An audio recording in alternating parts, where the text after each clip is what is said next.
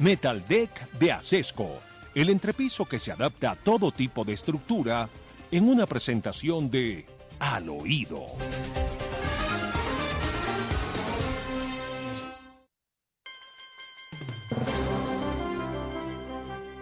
Bueno, Demar, tenemos que empezar con una nota luctuosa, dolorosa, recordando a Nora Tovar, la excelente parlamentaria del Centro Democrático que falleció en un accidente aéreo que se produjo sobre la cordillera que separa Villavicencio de Bogotá, en un avioncito pequeño donde murió ella, murió su esposo, pobres hijitos, y 3 directores más del Centro Democrático. Qué dolor, qué pena sentimos. Bueno, otra de las consecuencias de la ruina de Quetame, de Mar, que parece que no termina, ¿no? Las últimas noticias son que sigue el peligro sobre Quetame y que no habrá tal de que el próximo viernes esté restablecida la vía. ¿Qué sabe usted de Mar? ¿Qué podemos decir al oído? Pues, doctor Fernando, anoche se enviaba mensajes desesperados por parte del gobernador y del alcalde local, porque en la situación en que Tame no está regulada, hay personas atrapadas por un nuevo derrumbe que se presentó precisamente ayer en horas de la tarde-noche. Se necesita, por supuesto, acción inmediata del gobierno, que ayer estuvo muy ocupado acompañando al presidente Petro, primero en San Andrés y luego en Bogotá, en el Congreso de la República, pero que poco o nada están viendo hacia Quetame. Lo cierto es que la emergencia persiste. Ayer hubo un nuevo deslizamiento y hay personas en serias dificultades por cuenta de lo que está pasando en esa región del país. ¿Al gobierno le importa? No mucho. Bueno, pues muy grave que no le importe mucho porque es la comunicación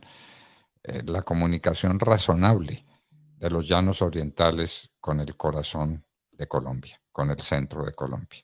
Gravísimo para el centro de Colombia, gravísimo para los llanos orientales. De manera pues que eso tenemos.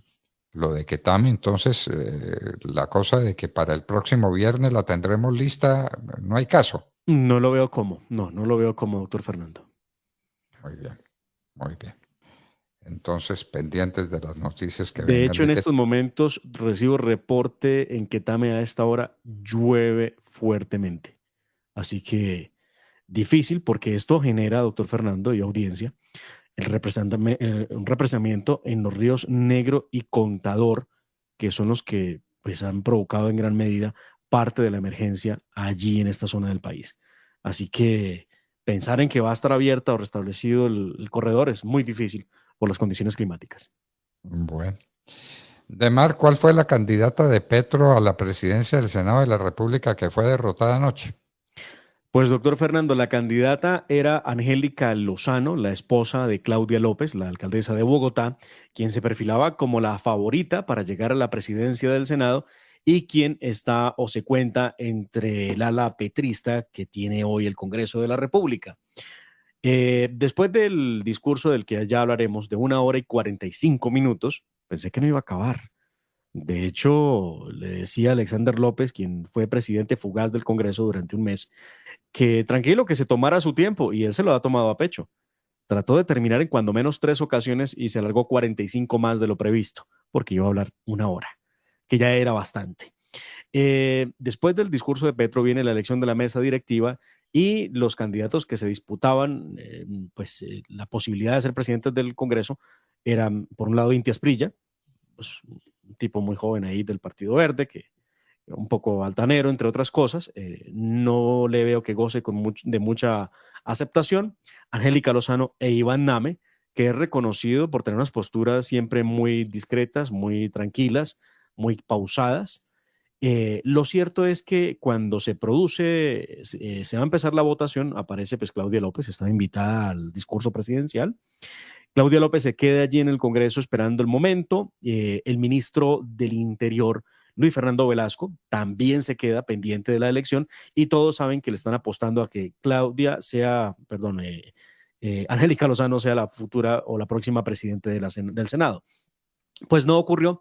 tremenda derrota y sorpresiva derrota, porque todos daban por hecho que Angélica Lozano sería la presidente. Name fue elegido con 14 votos del Partido Conservador, 13 votos del Centro Democrático, 11 votos de Cambio Radical, 10 votos del Partido de la U, uno de los verdes, que es el del propio Name, que hace parte del Partido Verde, y 5 votos entre los que estarían los de los cristianos, entre otros. Gran derrota para Petro y para Claudia López. Salió el ministro Luis Fernando Velasco en medio de los aplausos a Name, salió rápidamente con la cara agachada, corriendo entre los pasillos para que no le vieran su salida. Esa fue la jornada de Petro ayer, anoche, en el Congreso de la República. Y Claudia López se quedó esperando que su novia fuera presidenta del Congreso, ¿no? Sí, se quedó con los crespos hechos.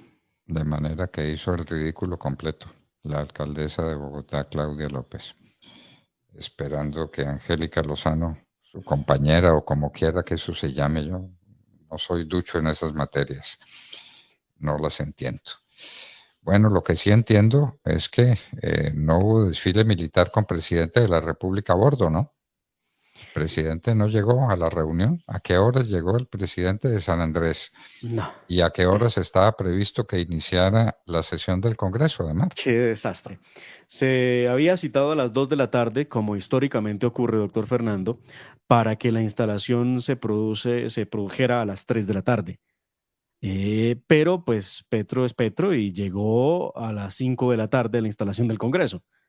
Citaron después a las 4 de la tarde, los congresistas muy molestos, una hora esperando que llegara Gustavo Petro, aunque él mandó un mensaje de Twitter a las 4 de la tarde diciendo que ya estaba listo para llegar al Congreso, no fue cierto.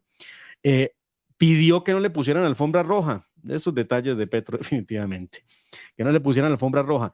Y curioso, no se hizo acompañar de la cúpula militar, doctor Fernando, para llegar al recinto, sino que lo acompañaron algunos congresistas y amigos de él del Pacto Histórico para llegar al recinto, entre otros gente que militó en grupos subversivos. Petro llegó tarde, a las 5:30 o casi 6 de la tarde prácticamente empezaba su discurso, que fue de 1 hora y 45 minutos. Él y los lugares comunes, Petro definitivamente no desentona, doctor Fernando. Algunas cosas de las que dijo durante ese larguísimo discurso que improvisó. Ayer le preguntaban a Gustavo Bolívar, creo que lo tenían como invitado para analizar en el canal del Congreso el discurso de Gustavo Petro, y Gustavo Bolívar decía que siendo este un discurso tan importante y de instalación del Congreso, seguramente el presidente iba a leer un documento. Pues no leyó tal documento, lo tuvo en las manos, sí, pero nunca lo leyó. Habló de la sexta extinción del ser humano por cuenta del cambio climático. ¿Sexta extinción del ser humano? Sí. ¿El ser humano se ha extinguido 6 veces? Imagínese usted, pues nos estamos enterando todos, más o menos. Yo no sabía tampoco eso. Aterrador el dato que da el presidente Petro. No sé si con eso conmovió al resto del mundo. No sé qué estén pensando los grandes científicos de esas declaraciones.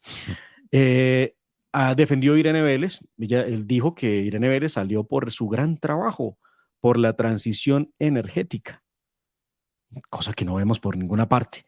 Bueno, y si era así, ¿por qué le aceptó la renuncia? Buena pregunta.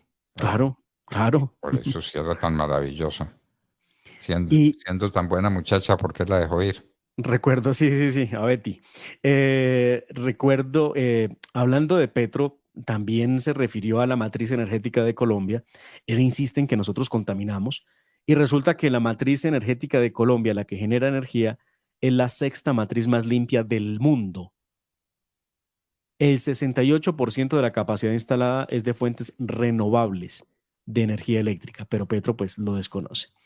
Habló de la instalación de 6,000 hectáreas de plantas solares en todo el país, pero pues este señor que persigue la minería e insiste en acabar con el petróleo, el carbón y el gas, desconoce que gracias a la minería se puede extraer el aluminio, el zinc, el cobre. Pero Demar, ¿no tenemos por casualidad siquiera alguna parte de la respuesta que le dio María Fernanda Cabal a todas estas afirmaciones de Petro? Es que ahí está el discurso. En el contradiscurso está el discurso. Claro que sí. Escuchemos un minuto lo que ha dicho la senadora María Fernanda Cabal, porque fue la responsable de empezar la réplica de la oposición al presidente Gustavo Petro. Señor presidente Gustavo Petro, Colombia no es potencia mundial de la vida. y el mundo tampoco se va a acabar. Potencia mundial de la vida es un eslogan muy bonito de marketing político, bien alejado de la realidad que se vive hoy. Al contrario, hoy Colombia enfrenta el peor estallido de violencia en muchos años. En estos momentos hay enfrentamientos en Argelia, Cauca. Llegan unas fotos tenebrosas de cadáveres en Puerto Guzmán, Putumayo. Se dice que más de 30. Acaban de lanzar una segunda granada en Jamundí Valle, en las goteras de Cali, donde la coca inunda, porque este sí es un país que se llenó de coca. Presidente, usted y sus elucubraciones basadas en lugares comunes para hablarle a los colombianos en nada ha aportado a mejorar la calidad de vida ni la seguridad, hoy deteriorada por sus anhelos revolucionarios y su afán de darle estatus político a unos criminales que solo han fortalecido el narcotráfico, cometido masacres y aumentado la violencia. Usted y su ministro de Defensa son responsables hoy de la extensión en cada rincón del fenómeno de violencia. Uno de los mayores fenómenos es la extorsión generalizada. Todo el mundo tiene que pagar. Bueno, ahí está la respuesta parcial a todas estas cosas que dijo Gustavo Petro ayer. Que entre otras cosas inventó, porque Márquez es un invento. de Mar, ¿eso sería para humillar otra vez a las fuerzas militares? Que igual Márquez esté vivo. No. Que Perdón. Francia Márquez sea la que no. reciba los honores militares el 20 de julio de Mar. No me expresé bien, tal vez. Yo creo que hace parte del desorden del gobierno, ¿sabe? Muy triste porque siempre vimos un 20 de julio donde el país se enorgullecía de salir a ver a su fuerza pública marchar. Esta vez no fue así. Esta vez estuvo la doctora Francia Márquez, su novio, en la parada militar. Estuvieron ellos ahí al frente, donde históricamente está el presidente. Estuvo la vicepresidente y hoy ministra de la Igualdad. Muy triste, la verdad, la presentación muy desteñida. La reserva activa en varios lugares del país. Dijeron que no iban a marchar, como también lo hacen cada 20 de julio, que no lo harían para rendirle honores al presidente Petro. Bueno, de Mar, tengamos cuidado, porque Petro plantea negociar con Nicaragua. ¿Qué va a negociar? Sí, señor. Sí, señor. De la mayor importancia, ayer Gustavo Petro, en medio de su perorata desde San Andrés, dijo, entre otras cosas, que era la primera vez que se celebraba un 20 de julio. Falso, lo había hecho ya el presidente Álvaro Uribe Vélez, solo que su memoria es corta. Habló de la intención de reunirse con el dictador de Nicaragua, Daniel Ortega, para un acuerdo entre ambos países frente al fallo de la Corte Internacional de Justicia en el que se tomó pues una decisión que no ayudó a Colombia, por supuesto, y le arrebató por lo menos 75,000 kilómetros cuadrados de mar territorial a Colombia. Pues muy bien, lo que pretende Gustavo Petro es negociar precisamente ese fallo que es adverso a Colombia. Recuerde usted, doctor Fernando, que ni Juan Manuel Santos ni Iván Duque quisieron aceptar ese fallo. Y lo grave es que para poder aceptar ese fallo tienen que redefinir las líneas territoriales, lo que significa que habrá que presentar un proyecto de ley ante la Comisión Segunda del Senado de la República o de la Cámara para que sea tramitado y se redefina el espacio que tiene Colombia versus el de Nicaragua. Si esto llega a ser así, significará que Petro le va a entregar de la noche a la mañana, de un solo plumazo, a Ortega nuestro territorio, aun cuando nosotros decidimos no aceptar ni acatar el fallo de la Corte Internacional. Bueno, el último fallo de la Corte Internacional de Justicia nos libró de una buena, ¿no? De haber perdido gran parte de nuestra plataforma continental submarina hacia el norte para dejar a China y Rusia haciendo lo que les venga en gana en todo ese territorio marino, porque así es territorio, es espacio marino que se acercaría a los Estados Unidos. Hablemos de otra cosa, además rápidamente. Vargas Lleras está enfrentado al Partido Liberal.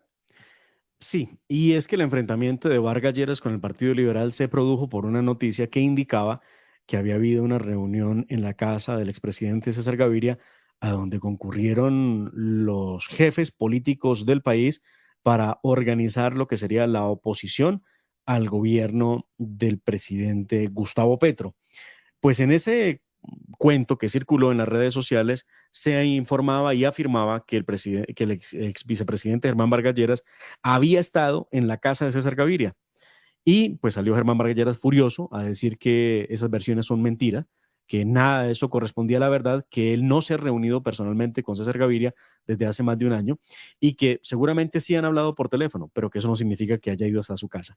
Y remató con una cosa que es muy fuerte y es diciendo, nos aburrimos de que nos contacten para valorizarse frente al gobierno, cuando todos sabemos que están negociando puestos y ministerios, le dice al Partido Liberal Germán Vargas Lleras. Bueno, y vea usted que no les fue tan mal, porque en la Cámara de Representantes lograron la presidencia de alguien que se dice es un hombre muy cercano al movimiento petrista, que sería Andrés Calle.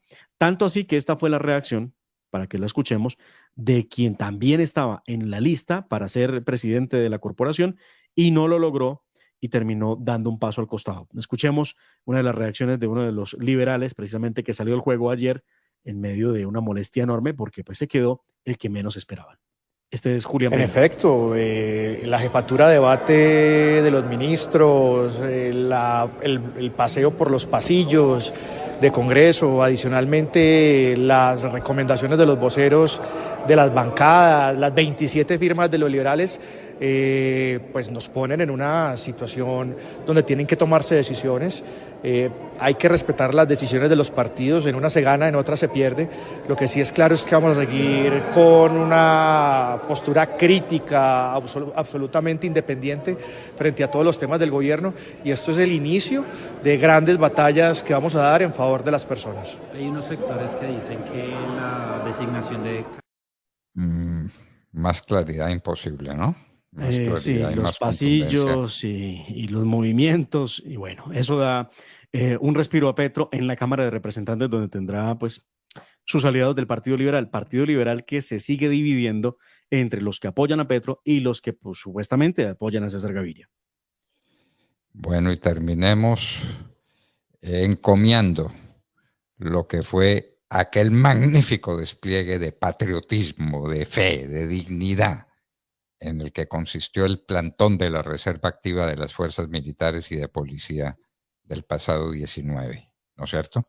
¡Qué maravilla! La Plaza de Bolívar llena, completamente llena. Le confieso, doctor Fernando, que empezamos transmisión en la hora de la verdad a las 11:05 de la mañana, en medio de la preocupación porque llovía muy fuerte en Bogotá, pero cuando empezaron a llegar las imágenes y nuestros corresponsales, tanto en Plaza de Bolívar como en otras ciudades del país, empezaron a enviar material y a salir al aire con nosotros en la transmisión especial que se hizo desde la hora de la verdad, pues nos llenamos de emoción. La Plaza de Bolívar, a pesar del fuertísimo aguacero que caía en Bogotá, se llenó. La gente con sombrillas, otros con plásticos, otros empapados, no les importó. Allá estaban firmes, cantando, dando la oración patria, cantando el himno nacional y rechazando las políticas de Gustavo Petro. ¡Qué maravilla! ¡Qué maravilla! Mientras exista la Reserva Activa, existirá Colombia, la dignidad de Colombia, la transparencia de Colombia. Las fuerzas militares y de policía ahí estaban. No las que le rendían honores al novio de Francia Márquez, no. No, eso no. Eso no. La presencia de la Reserva Activa, ¿en cuántas ciudades del país? Demar, tenemos el dato porque fue en muchas ciudades del país donde esto ocurrió. Le doy dato desde donde logramos contacto con nuestros amigos aliados para el cubrimiento, desde Neiva, desde Armenia, desde Cúcuta, desde Santa Marta, desde Barranquilla, desde Medellín, Cali, Bogotá.